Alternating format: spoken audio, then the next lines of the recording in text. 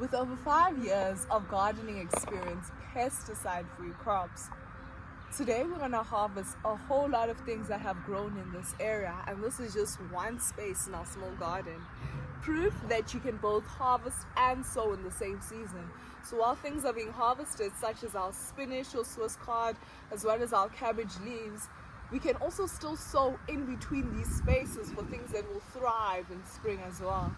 So come along and let's harvest together.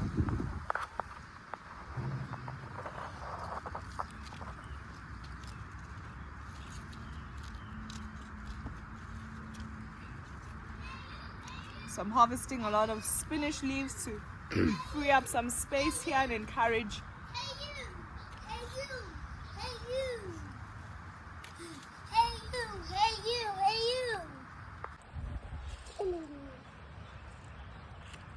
I got this cookie.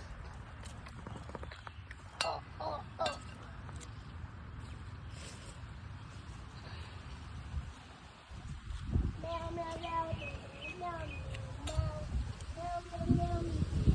Cool thing about spinach is that we've interplanted spinach with radish.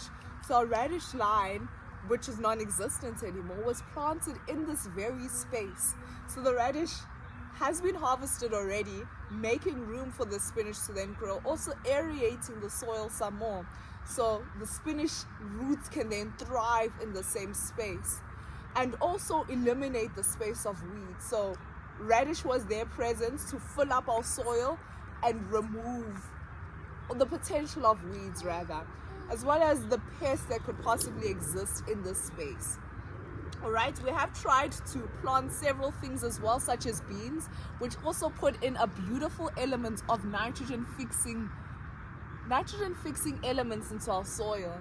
So we've got beans interplanted with our spinach as well as onions as well. So the strong scent of onions then repels any pests that do try to come for our spinach.